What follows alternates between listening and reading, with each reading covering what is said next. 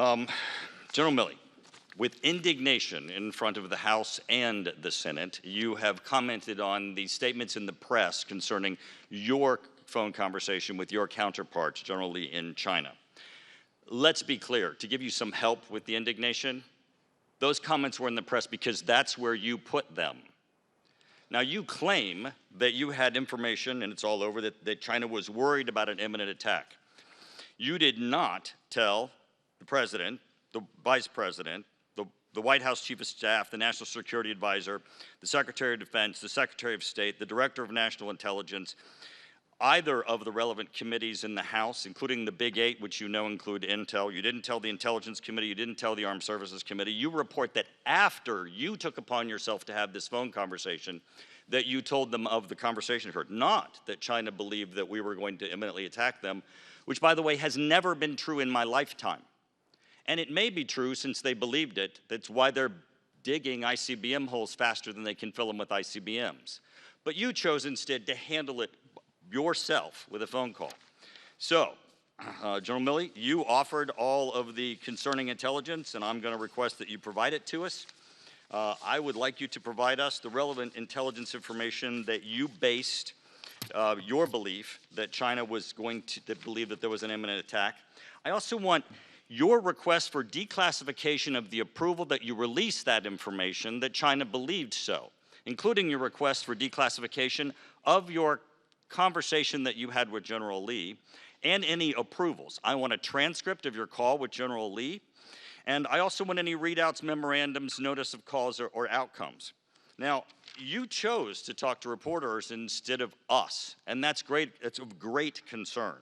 No one in Congress knew that one of two of the major nuclear powers thought that they were perhaps being threatened for attack. Now, Mr. Secretary, that turns my questions to you then. Mr. Secretary, if you learn that Russia or China believes that they may be subject to an attack by the United States, as a member of the President's cabinet, do you believe that information should be handled at the cabinet level and with the President, with the National Security Advisor, the Secretary of Defense? Do you believe the chair and ranking member of Intel and the House Armed Services Committee and Foreign Affairs Committee need to know these? Or do you believe that a belief of the possibility of an attack by the United States against Russia and China is appropriately handled by the chairman of the Joint Chiefs of Staff in a phone call with his counterpart with one of those nations? Please tell me that you believe it elevates to the level that you would elevate that to the cabinet and to Congress and not just have it be subsequently told to us all by newspaper articles in the Washington Post and the New York Times, as General Milley chose to do. Thank you, sir. Obviously, we would want to follow standard protocol, and what you described is what I would, the type of actions that I would consider taking. But General Milley, as what I heard him say yesterday, and I think again today, is that his chain of command, the Secretary of Defense at the time, was aware of the actions, and so after what he said yesterday is after. I'm sorry. No, that's not correct. What I said yesterday, today. If I could, hold on just a second, everybody. Time has expired. Mr. Turner is very clever. He made a very direct attack as his time was expiring. I'm going to violate the rules here a little bit and let Chairman Milley respond to that direct attack, hopefully briefly, and then we'll move on to the next witness. With respect to the intelligence, I have it right here. I'll be happy to share it with you.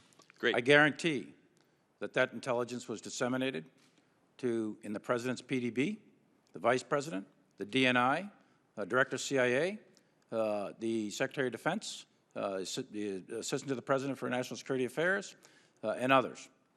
That was significant, and there was a lot of it. It wasn't just a singular report. There was a lot. I'll be happy to share that with you and go over with you line by line.